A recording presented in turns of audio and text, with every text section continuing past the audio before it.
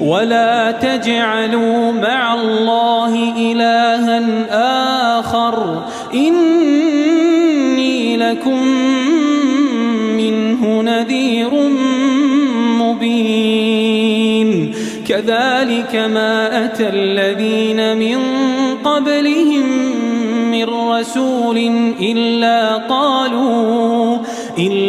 قالوا ساحر أو مجنون أتواصوا به بل هم قوم طاغون فتول عنهم فما أنت بملوم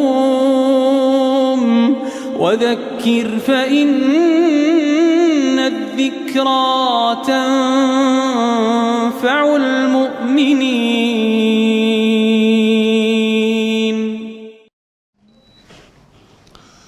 أعوذ بالله من الشيطان الرجيم. بسم الله الرحمن الرحيم.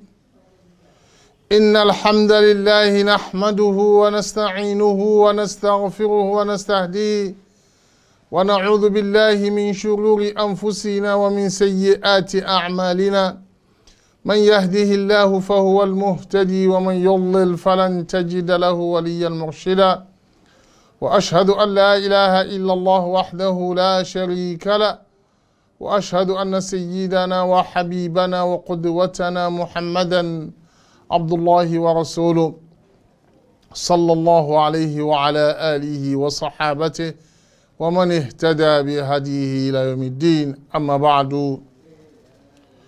Toute la louange et la gloire à Allah, le Seigneur de l'univers, le Créateur des mondes, le clément, le miséricordieux, le tout miséricordieux, le très miséricordieux.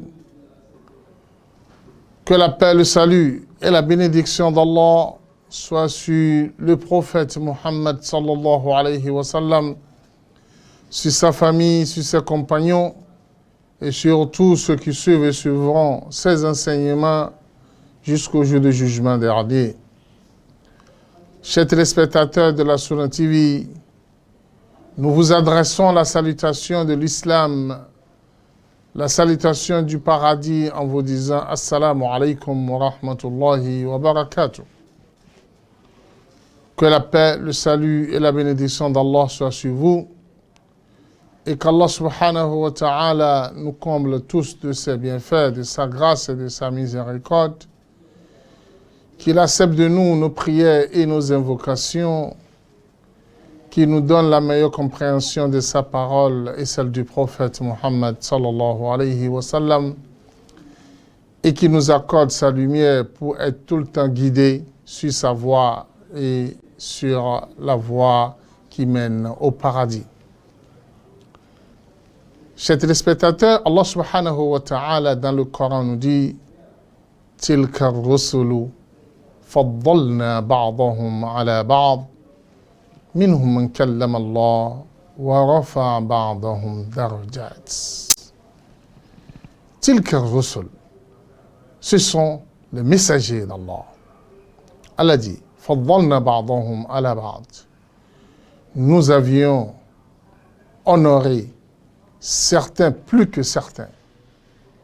Nous avions donné de valeur à une partie plus qu'une autre partie de ces messagers. Tilka rusul faddalna ba'dahum ala ba'd minhum man kallama Allah. Parmi eux, il y a celui avec qui Allah subhanahu wa ta'ala a échangé et parlé directement. Il s'agit de Moussa alayhi salam, mais il dit wa rafa'a ba'dahum darajat. Il y a certains qu'on a élevés dans les rangs et à qui nous avions donné beaucoup de grades. Les savants sont unanimes sur ce verset qu'il s'agit du prophète Muhammad sallallahu alayhi wa sallam. Ce qui veut dire que, en dehors du Coran, qui constitue le miracle éternel du prophète Mohammed sallallahu alayhi wa sallam, Allah l'a élevé à des rangs, à des grades qui dépassent les autres messagers et les autres prophètes. Parmi ces grades,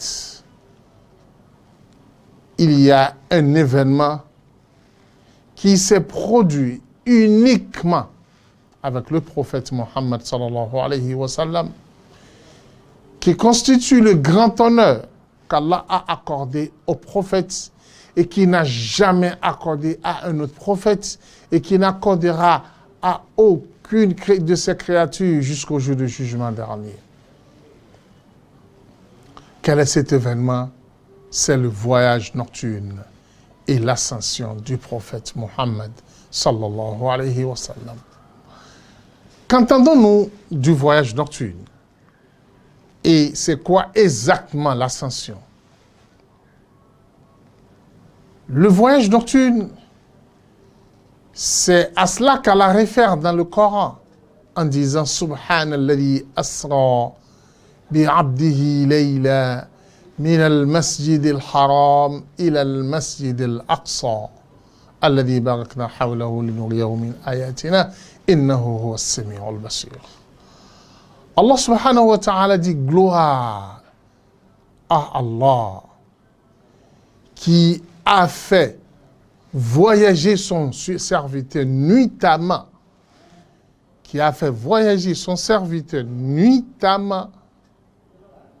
de la mosquée sacrée de la Mecque jusqu'à la mosquée sacrée de Jérusalem. Allah dit linuriyahu min ayatina. L'objectif, c'est qu'on puisse le faire voir une partie de nos grands signes. Innahu was-sami'u al-basir. Allah subhanahu wa ta'ala dit, il entend bien tout ce que nous faisions et il est omniscient. Le voyage nocturne, comme le verset vient de le dire, c'est de faire voyager, c'est le fait qu'Allah subhanahu wa ta'ala a fait voyager le prophète Mohammed sallallahu alayhi wa sallam de la Mecque à Médine en une portion de 2 minutes.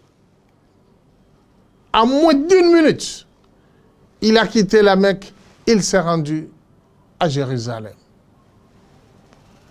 Un voyage qui devrait s'effectuer physiquement et naturellement en plus de mois de marche.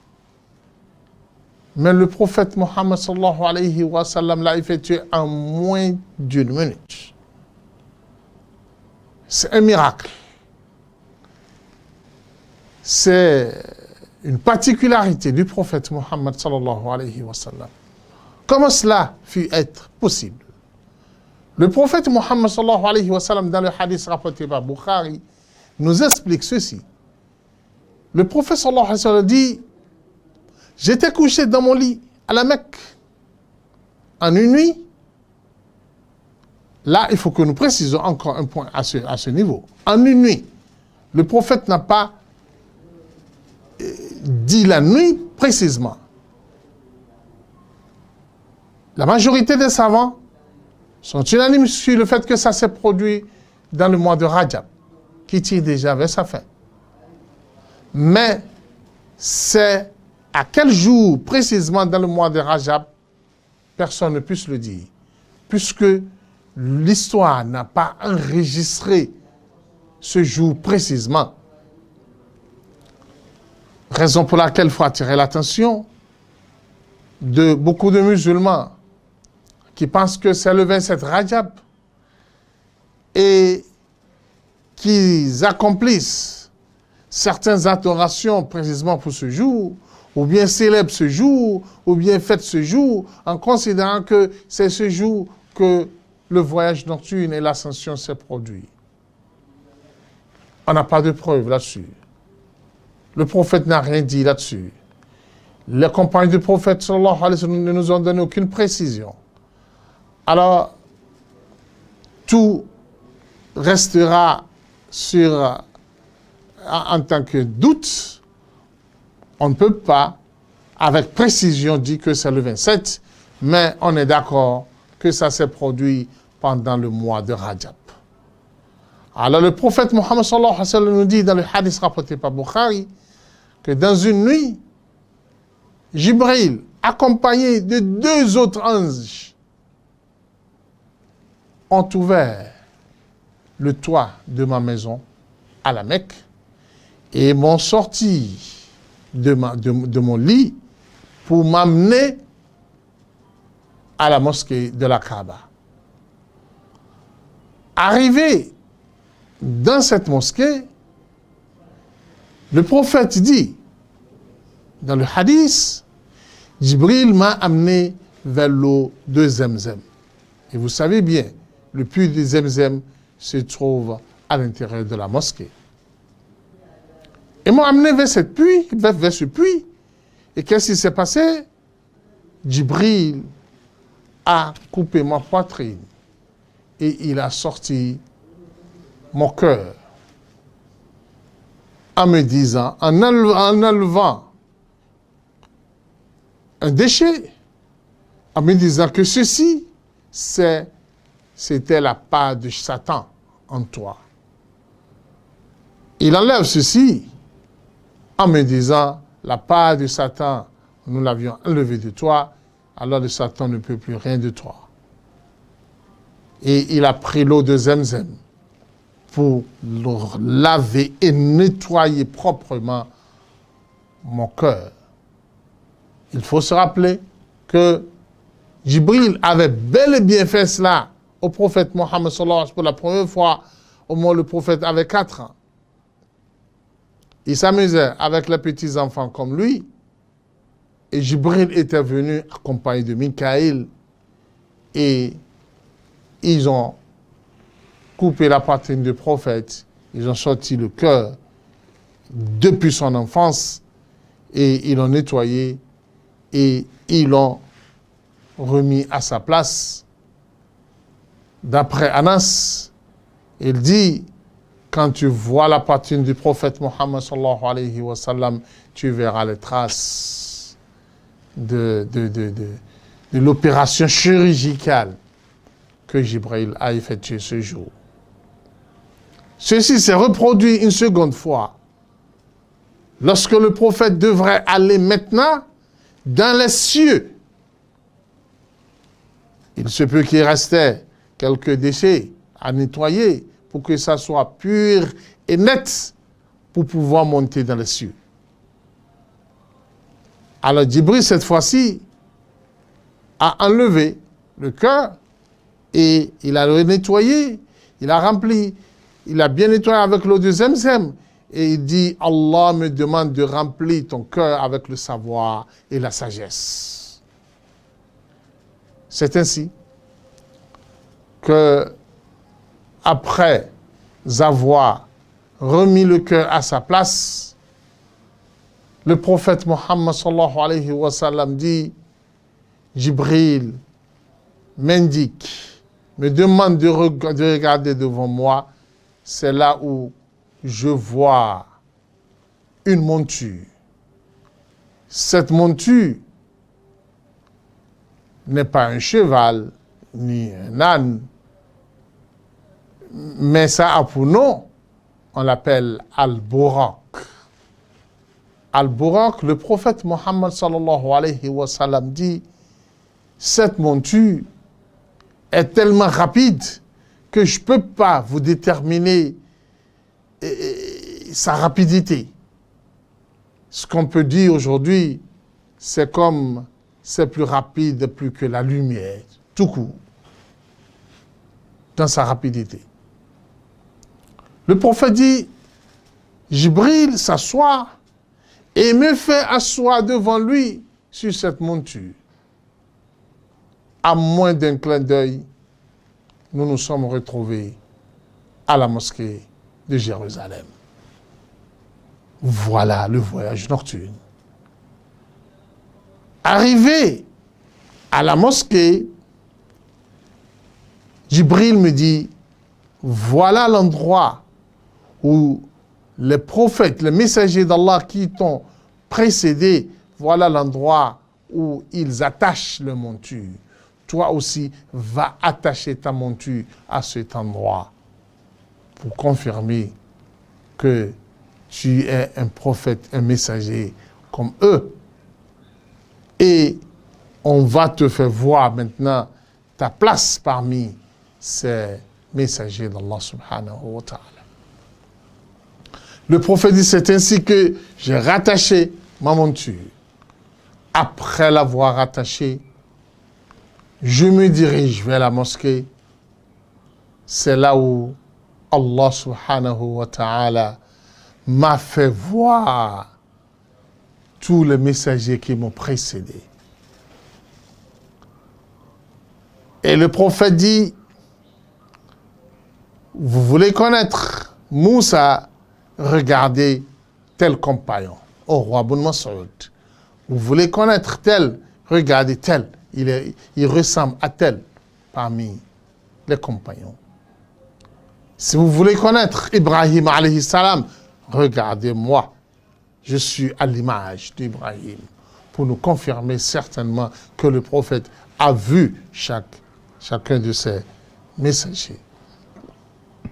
Le hadith nous dit que le prophète Mohammed sallallahu alayhi wa sallam a dirigé 2 unités de prière devant tous ces prophètes et ces messagers qui l'ont précédé. Tout ceci dans cette même nuit. C'est après cela, le prophète dit, Jibril m'a apporté le miel et le lait, me demandant de prendre l'un des deux, et j'ai pris le lait. C'est là qu'il m'a dit, certes, tu as pris le naturel. Tu as pris le naturel. Et nous connaissons bien le rôle que joue le lait dans la vie d'un être humain. C'est après ça que l'ascension a commencé. Par rapport à l'ascension, le verset qui confirme et qui témoigne de cet événement de l'ascension dans le Coran, c'est les 13 premiers versets de la sourate An-Najm, où Allah subhanahu wa ta'ala dit « وَالنَّجْمِ إِذَا هَوَى مَا ضَلَّ صَاحِبُكُمْ وَمَا غَوَى وَمَا يَنْتِقُ عَنِ الْهَوَى إِنْ هُوَ إِلَّا وَحْيٌ يُوحَى علمه شديد القوى ذو مرة فاستوى وهو بالأفق الأعلى ثم دنا فتدلى. Jusqu'au 13e verset, Allah subhanahu wa ta'ala a juré des étoiles, des stars, et il a confirmé la place de Jibril, et il est allé directement à Sidratul Muntaha, qui est la limite de toutes les créatures. Alors l'ascension, c'est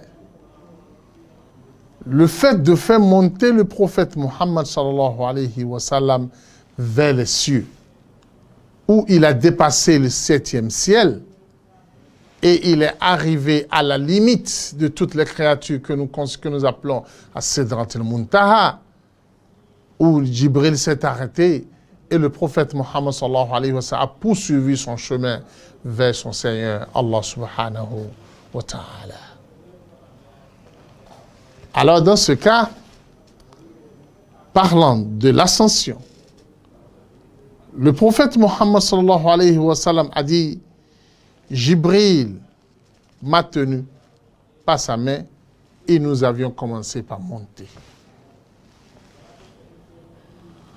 Arrivant à la porte du premier ciel, Jibril a frappé à la porte et on lui a demandé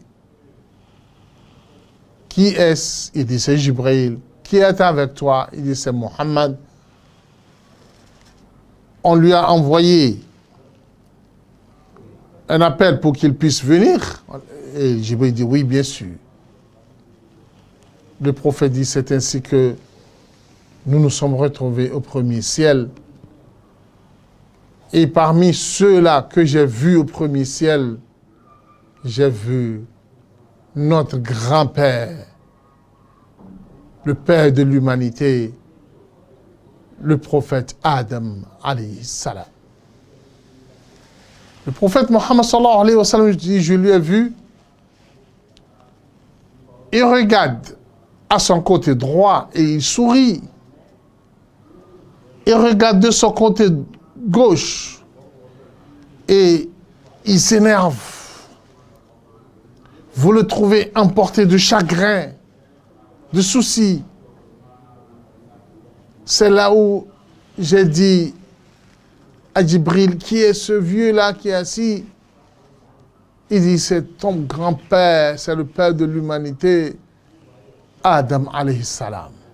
Mais pourquoi quand il regarde le côté droit, il sourit, et quand il regarde le côté gauche, il s'énerve, et il est emporté par la colère? Djibril dit, oui, tu as fait un bon constat. Quand il regarde le côté droit, il voit, Allah lui présente ses descendants qui vont rentrer dans le paradis. Et il est content, il est ému. Parce que c'est rien que des lumières. Mais quand il regarde le côté gauche, il voit ses descendants destinés aux enfers. Et c'est le noir. Ça lui donne la colère, le chagrin. Compte tenu du temps, le prophète Mohammed sallallahu alayhi wa sallam, accompagné de Jibril, a vu à chaque ciel un certain nombre de prophètes et de messagers d'Allah subhanahu wa ta'ala. Il a vu le prophète Idriss, qu'Allah subhanahu wa ta'ala a bien cité dans le Coran, wa rafa'nahu makanan aliyya. Il a vu le prophète Haroun, il a vu le prophète Isa, que nous savions bien qu'il se trouve dans les cieux et qu'il va bientôt descendre quand le délai à lui accordé par Allah subhanahu wa ta'ala va arriver, il va descendre. C'est ainsi que le prophète Mohammed sallallahu alayhi wa sallam a rencontré certain nombre de messagers d'Allah subhanahu wa ta'ala dans les différents cieux. Et quand il est arrivé au 6e ciel, il a vu le prophète Moussa alayhi salam. Et au 7e ciel, il a vu le prophète Ibrahim alayhi salam qui est adossé au trône d'Allah subhanahu wa ta'ala.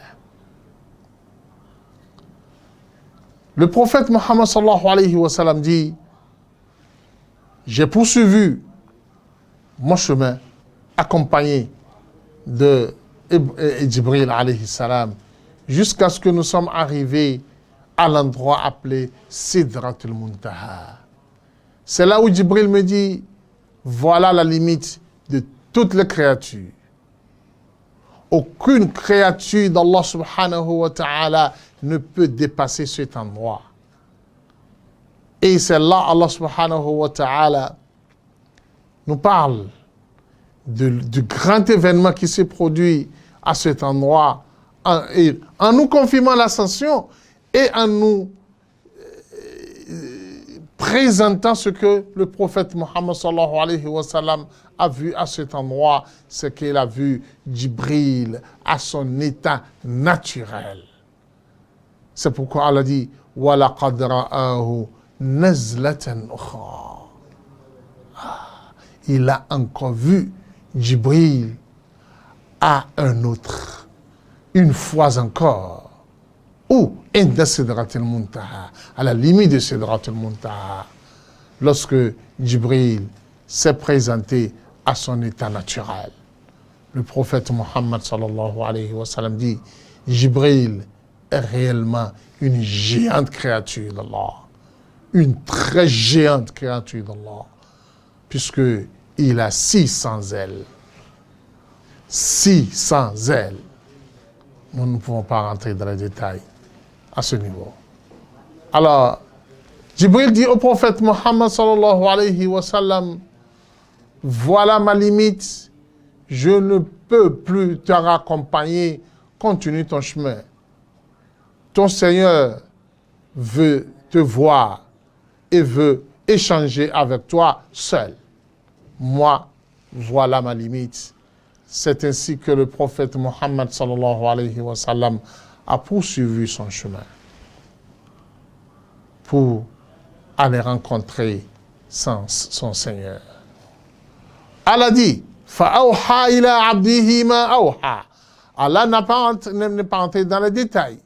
Allah a dit, et il a révélé à son serviteur ce qu'il a voulu lui révéler. Globalement, comme ça le verset l'a dit.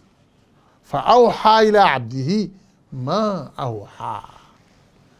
Déjà, il faut voir quel est l'attribut qu'Allah subhanahu wa ta'ala a attribué au prophète Mohammed sallallahu alayhi wa sallam ici. Il a appelé serviteur. À l'ascension, il a appelé serviteur. Lors du voyage nocturne, il est appelé aussi serviteur. Il faut regarder. Le voyage nocturne, Subhanallah asra bi abdihi. Gloire à Allah qui a fait voyager son serviteur nuitamment. Ici, il dit aussi, فَأَوْحَى إِلَىٰ عَبْدِهِ مَا أَوْحَى. Il a révélé à son serviteur ce qu'il a voulu lui révéler. Ce qui veut dire que le poste du serviteur d'Allah est le meilleur poste pour un serviteur, pour une créature d'Allah subhanahu wa ta'ala. Si tu te reconnais comme étant esclave d'Allah et tu as ce sentiment d'être au service d'Allah, tu as tout gagné dans ta vie. Parce que ça te permet d'être humble, d'être au service d'Allah, de ne jamais faillir dans le service d'Allah subhanahu wa ta'ala, qu'à la face de nous, le vrai serviteur d'Allah subhanahu wa ta'ala. Alors, être serviteur d'Allah est la meilleure place d'une créature d'Allah. Quand vous vous reconnaissez en tant que serviteur d'Allah, étant au service d'Allah, c'est comme si vous êtes élevé au plus grand rang que l'homme peut obtenir auprès d'Allah subhanahu wa ta'ala. Le prophète, lors du voyage nocturne, lors de l'ascension, qui sont deux événements spécifiques au prophète Mohammed sallallahu alayhi wa sallam, Allah qualifie le prophète comme étant son serviteur dans ces deux événements. Qu'Allah fasse de nous ses meilleurs serviteurs et qu'il fasse de nous un être humain qui va se reconnaître tout le temps au service d'Allah et qu'il consacre toute sa vie pour le service d'Allah et le service de l'islam. Qu'Allah subhanahu wa ta'ala nous comble de ses bienfaits. Nous vous reviendrons après la pause pour poursuivre le débat sur le voyage nocturne et l'ascension du prophète Mohammed sallallahu alayhi wa sallam. Assalamu alaikum warahmatullahi wabarakatuh. Ìkànnì tẹ́ ń wò yìí náà ní ìkànnì Sunna TV. Níbi tí àwọn onímọ̀ ti ń tẹ ìmọ́lẹ̀ sórí ẹ̀sìn Islam látọ̀rí Sunna TV. Ìmọ́lẹ̀ nínú Sunna Nabi Muhammad sallallahu alayhi wa sallam. Ní gbogbo ìgbà ní kẹ́ ẹ máa wò wá. Tí ẹ sì máa rí ẹ̀kọ́ ẹ̀sìn kọ́. Lórí ìkànnì yìí náà ni o. Òun ló múlẹ̀ rẹ̀kẹ̀tẹ̀ yàtọ̀ yìí. Gbogbo mùsùlùmí lọ́kùnrin àti lóbìnrin. Ẹ jẹ́ ká máa wo Sunna TV. Ẹ jẹ́ àwọn ọmọ wa náà máa wo Sunna TV. Kí wọ́n lè bá ní ìmọ̀ tó péye nípa Sunna. Ìkànnì tó ń tàn mọ́lẹ̀ sínú ẹ̀sìn ni Sunna TV Yorùbá. Ẹ máa wò wá ní gbogbo ìgbà kẹ́sì máa kọ́ ẹ̀kọ́ tó péye nípa Sunna. Alhamdulillah, wassalatu wassalamu ala rasulillah. Nous continuons toujours notre émission sous le thème le voyage nocturne et l'ascension. Chers téléspectateurs, Allah a dit qu'il a révélé à son messager ce qu'il a voulu lui révéler. Beaucoup de choses ont été révélées au prophète Mohammed sallallahu alayhi wa sallam. Mais nous allons aborder un seul point le plus essentiel de tout ce qu'Allah a révélé au prophète Muhammad sallallahu alayhi wa sallam lors de l'ascension, c'est la prière. La prière a été remise au prophète Muhammad sallallahu alayhi wa sallam, c'est-à-dire la prière a été légiférée au-dessus de la terre des cieux en dépassant le Sidrat al-Muntaha, là où il n'y a personne. C'est-à-dire au-delà de toutes les créatures d'Allah, là où il n'y a plus aucune créature. C'est là-bas où Allah a remis la prière au prophète Muhammad sallallahu alayhi wa sallam. Chers téléspectateurs, pour nous donner une très grande leçon. Quelle est cette leçon? C'est pour nous signaler l'objectif principal de la prière. Allah subhanahu wa ta'ala est en dehors de ses créatures. Alors celui qui veut prier doit se concentrer dans sa prière, doit être calme dans sa prière, doit se sentir concentré en amenant son cœur au-dessus de toutes les créatures d'Allah et en se considérant au même endroit où se trouvait le prophète Muhammad sallallahu alayhi wa sallam au moment où Allah lui remettait la prière. C'est lorsque vous priez et vous vous débarrassez de cette vie ici-bas, des cieux, de toutes les créatures, de tout ce qui est autour de vous, et vous remontez avec votre cœur en vous mettant à la place du prophète Muhammad sallallahu alayhi wa sallam, et vous-même vous effectuez une ascension spirituelle dans votre prière, et vous vous considérez devant Allah subhanahu wa ta'ala et vous échangez directement avec Allah, comme le prophète Muhammad sallallahu alayhi wa sallam l'a fait lors de l'ascension. C'est ça l'objectif. C'est ce qu'Allah veut. Ce qu'il veut de vous dans votre prière. Et quand chacun de nous prie, il doit se ressentir à cet endroit. Et par là, ses prières seront exaucées. Il faut confirmer cela par le hadith du prophète Muhammad sallallahu alayhi wa sallam, où le prophète nous dit « Al-Musalli yunaji rabbahu » Celui qui prie, il est en une discussion étroite avec son Seigneur. C'est-à-dire, il est en train de dialoguer de façon directe avec Allah. Si il arrive à élever, à faire monter son cœur jusqu'à cet endroit où il échange directement avec Allah, quel honneur, quelle valeur. Puisque le prophète Muhammad sallallahu alayhi wa sallam nous dit que Allah a partagé la prière entre lui et son serviteur. Quand le serviteur commence Al-Fatiha, il dit Alhamdulillah, Allah lui répond, mon serviteur m'a élogé. Ar-Rahman Rahim, mon serviteur m'a honoré. Ainsi de suite jusqu'à la fin de la sourate. Alors en priant et en se considérant à cet endroit, la prière est exaucée. Et le troisième degré de l'adoration, on l'atteint facilement, qui est le degré de la bienfaisance, où lorsque nous effectuons une adoration, nous considérons qu'Allah nous voit et que nous sommes face à face avec Allah. Alors dans la prière, la particularité, c'est donc on doit se sentir au-dessus des cieux et nous nous retrouvons devant Allah subhanahu wa ta'ala. C'est ça la leçon à en tirer. Qu'Allah nous fasse cela. Ce qui veut dire que celui qui prie et qui n'est pas concentré dans sa prière et qui ne se retrouve pas à cet endroit où il prie, sa prière est sans valeur. Sa prière n'aura pas cette récompense promise par Allah subhanahu wa ta'ala.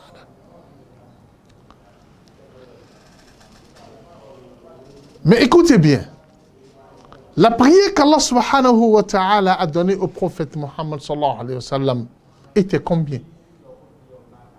Le prophète nous dit, dans le hadith rapporté par le Bukhari, lorsque j'ai échangé avec Allah, Allah m'a remis 50 prières. Je l'ai pris de lui et je suis en train de descendre. Arrivant au 6e ciel, Moussa m'arrête, me dit, écoute Mohammed, on t'a donné combien de prières? Je lui ai dit 50. Il dit, subhanallah. Et tu as accepté? Moi, on m'avait donné quelques petits nombres. Mais ma communauté ne m'ont pas suivi. J'ai peur que ta communauté ne te lâche. Quand tu vas leur dire de faire 50 prières, je fais quoi alors? Je ne sais comment faire. Retourne, va dire à Allah, il est miséricordieux. Va lui dire que ce qui t'a remis là, c'est beaucoup. Et par expérience, ta communauté ne pourra pas le faire. Le prophète est retourné vers Allah. Allah lui a allégé la prière, il a enlevé 5. 5 seulement. Ah, Moussa dit, 5 seulement? Je te dis que ce qu'on m'avait donné, c'est à compter de doigts. Mais les gens n'ont pas pu le faire. 45, c'est beaucoup. Le prophète dit, je faisais la navette entre Moussa et Allah jusqu'à ce que c'est arrivé à 5. C'est là où, quand je suis arrivé encore à Moussa, il me dit 5, c'est aussi beaucoup. Hein. Moi, ce qu'on m'a donné, moins de 5, mais les gens n'ont pas pu le faire. Le prophète a dit, Moussa, 5 de 50 à 5, je pense que c'est déjà bon. La pudeur m'empêche de retourner encore pour aller dire. Parce que chaque fois, on m'enlève le 5. Maintenant, il y aurait 5. On va enlever quoi alors? On va enlever quoi? Moussa, laisse-moi partir avec ces 5.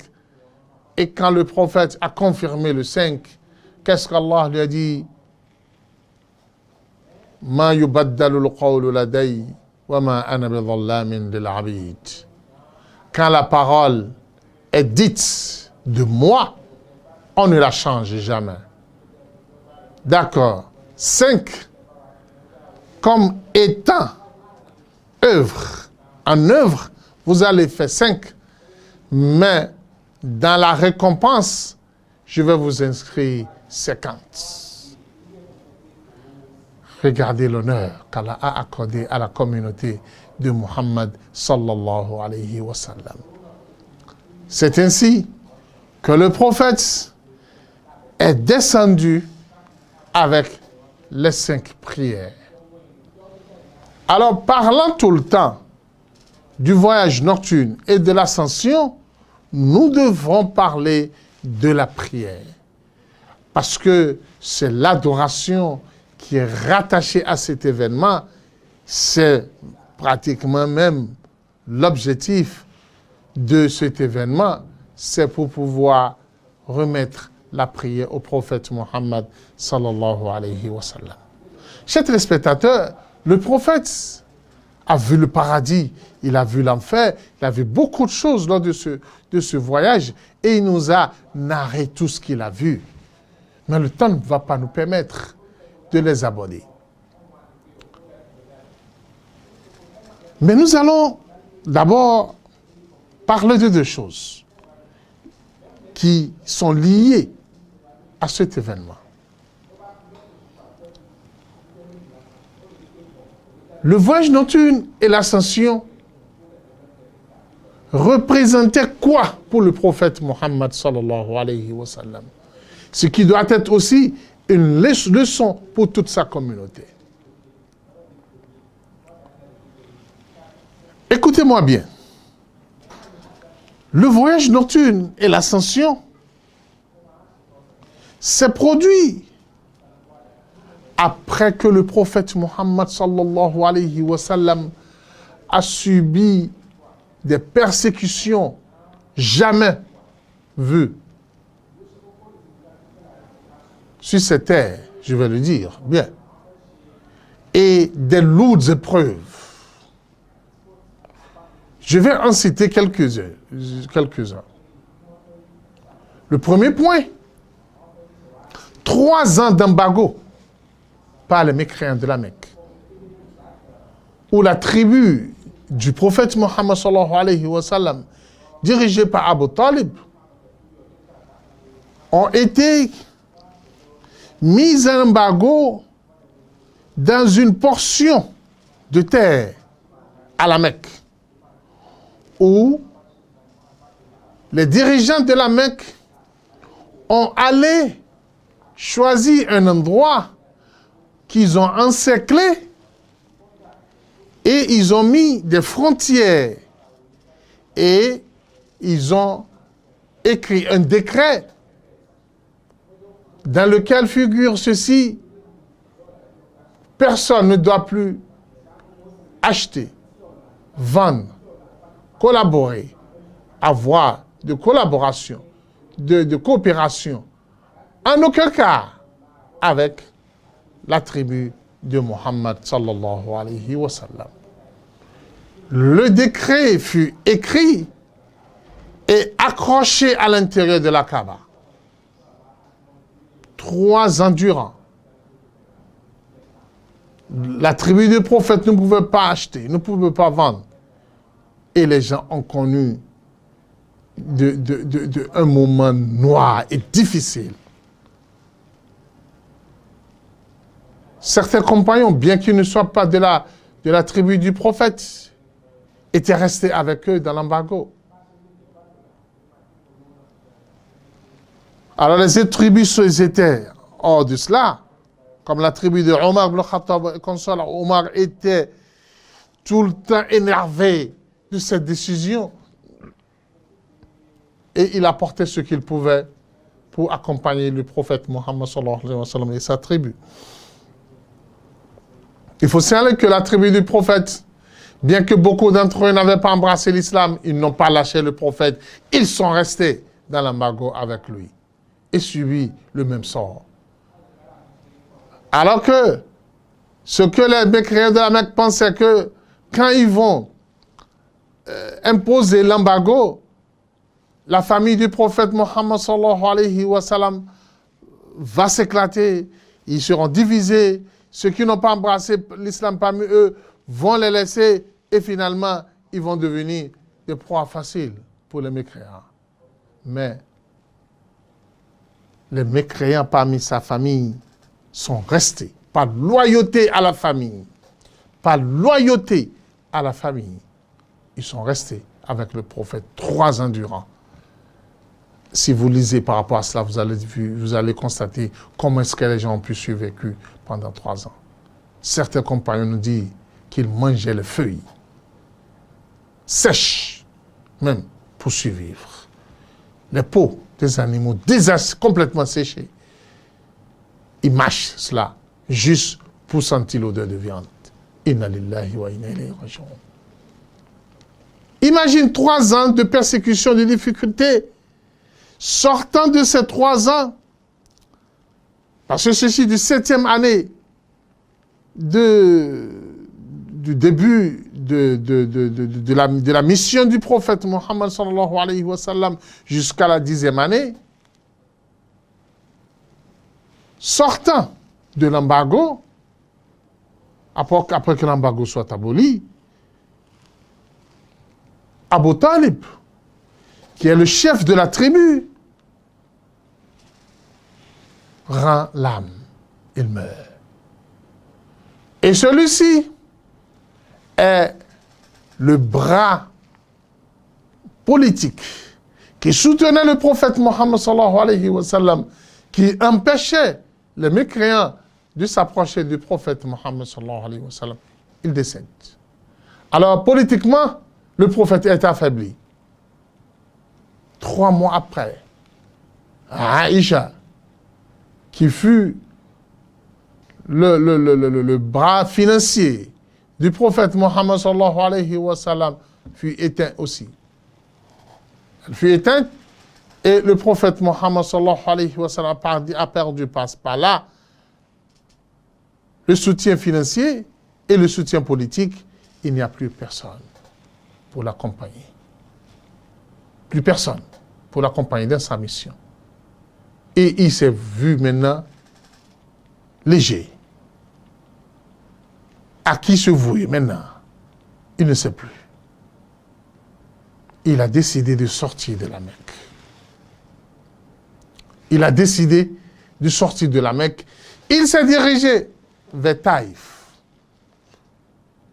Il s'est dirigé vers Taïf, qui se trouve à une centaine de kilomètres de la Mecque, sous le soleil ardent. Et vous connaissez bien le soleil du désert. Accompagné de Ammar bin Yasir, son garçon. Tous deux ont pris le chemin de Taïf, pensant que les habitants de Taïf vont les accueillir. Hélas. Les dirigeants de la Mecque ont dépêché déjà une mission vers Taïf pour les informer du danger que constitue le prophète Mohammed sallallahu alayhi wa sallam pour eux. Ils les ont alertés de son arrivée, ce qui a fait que les habitants de Taïf ont drainé les badauds sur le chemin du prophète Mohammed sallallahu alayhi wa sallam, des petits-enfants, des jeunes bandits, pour pouvoir le massacrer. C'est ainsi que le prophète, en rentrant directement dans Taïf, il constate les enfants qui sont en train d'hurler sur lui, de lui jeter des pierres, de le chasser. Et le prophète ne sait plus où aller. Il court à droite, à gauche. Et son garçon, Ammar bin Yasir, essaie de le protéger avec le pagne qu'il avait sur lui. Mais ça ne servait à rien. Le prophète fut blessé aux chevilles où le sang coulait de ses pieds. Sallallahu alayhi wa sallam. Sallallahu alayhi wa sallam. Jusque le prophète a fui et rentré dans le jardin de certains riches de Taïf. Mais ces derniers ont eu pitié de lui, ils ne l'ont pas chassé. Il s'est réfugié sous un arbre où on lui a donné de l'eau à boire. C'est après cela que le prophète Mohammed sallallahu alayhi wa sallam a voulu maintenant retourner à la Mecque. Lorsque Aïcha, l'épouse du prophète Mohammed sallallahu alayhi wa sallam, demandait au prophète Mohammed sallallahu alayhi wa sallam, le prophète, j'ai suivi très bien ce qui s'est passé lors de la bataille de Uhud. Et j'ai connu le problème que tu as connu par rapport à cela. Est-ce qu'il t'est arrivé encore des moments plus pénibles que celui de Uhud? Le prophète Mohammed sallallahu alayhi wa sallam dit à Aïcha, tes gens m'ont fait voir toutes les couleurs. Le jour de Taïf, je ne peux pas l'oublier. Où j'avais voulu retourner à la Mecque et j'ai demandé le soutien d'un certain Abd Yalil pour qu'il me conduise à la Mecque et il m'a traité de tout. Où j'étais plein de soucis, de chagrin, et je ne sais même pas comment je me suis trouvé à un endroit qu'on appelle Qarn Thalib. Je ne sais pas comment je me suis retrouvé là-bas. Alors il faut savoir que c'est en arrivant là qu'Allah subhanahu wa ta'ala a fait venir le djinn pour qu'ils puissent écouter le Coran du prophète Mohammed sallallahu alayhi wa sallam et embrasser l'islam. ce qui a été dit dans le Coran. وَإِذْ صَرَفْنَا إِلَيْكَ نَفَرًا مِنَ الْجِنِّ يَسْتَمِعُونَ الْقُرْآنَ فَلَمَّا حَضَرُوهُ قَالُوا أَنصِتُوا فَلَمَّا قُضِيَ وَلَّوْا إِلَىٰ قَوْمِهِم مُنذِرِينَ. Au moment où les êtres humains refusent d'accepter l'islam, les djinns l'acceptent et rentrent dans l'islam et commencent pas à propager l'islam de l'autre côté. Allahu Akbar, Allahu Akbar. Le prophète dit, c'est ainsi que l'ange Jibril, je le constate à travers le nuage, qui m'appelle, Muhammad, je le regarde. Il dit, c'est moi Jibril. Je dis, ah oui, je t'ai bien reconnu. Il dit, regarde le nuage au-dessus de moi. Quelqu'un va te parler dans le nuage. Et c'était qui? C'était l'ange chargé des montagnes. C'est l'ange qui me parle. Il me dit, Jibril, il me dit, Mohammed, on a bien suivi ce qui t'est arrivé. Allah subhanahu wa ta'ala m'envoie avec toi. Demande ce que tu veux. J'attends seulement ton ordre. Ou, qu'est-ce qui va se passer? Je vais faire écrouler toutes les montagnes sur les habitants de Taïf et de la Mecque et tout va finir. J'attends seulement ton ordre. Le prophète Mohammed sallallahu alayhi wa sallam dit, et après, et tout va finir, tout va finir. Le prophète dit, je ne suis pas là pour venger. Oui, j'ai subi. J'ai connu toutes les difficultés. Même mes souhaits, c'est qu'Allah subhanahu wa ta'ala sort de ceux-là qui sont en train de me persécuter des enfants qui vont tenir cette mission avec moi. Ça, c'est ma prière. Je prie Allah, qu'Allah m'accorde les enfants, de leurs descendants, ceux qui vont accompagner cette mission. Allah a dit, oui, j'accepte cela. Et l'ange est reparti. C'est maintenant, pour apaiser le prophète Muhammad sallallahu alayhi wa sallam, pour lui faire voir la position de l'univers envers lui, la position des autres créatures envers lui, et sa place auprès d'Allah subhanahu wa ta'ala.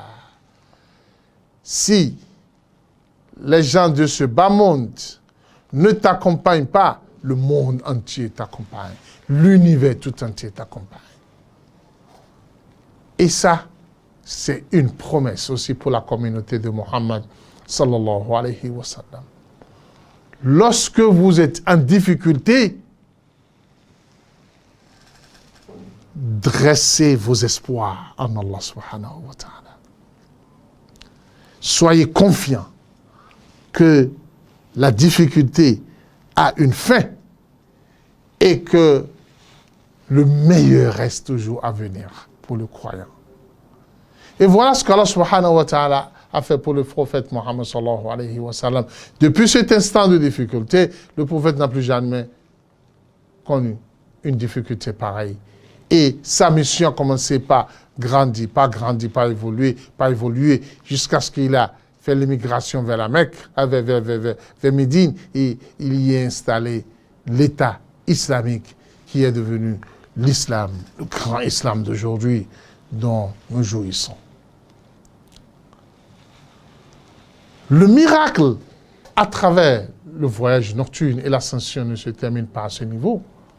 Le prophète Mohammed sallallahu alayhi wa sallam descenda alors dans sa chambre où il dormait, il a passé le reste de la nuit et très tôt le matin, il s'est dirigé à la Mecque, à la mosquée de la Kaaba pour informer les gens de ce qu'il a, de son voyage, de son ascension, mais les mécréants ne l'ont pas cru. En l'occurrence, Abu Jahl, qui était là, qui était l'ennemi déclaré du prophète Mohammed sallallahu alayhi wa sallam, s'est moqué de lui en disant que, il nous parle de l'ascension, ça ne nous concerne pas. Mais le voyage nocturne, on ne peut jamais te croire. Nous voulons des preuves. Ok, dis-nous.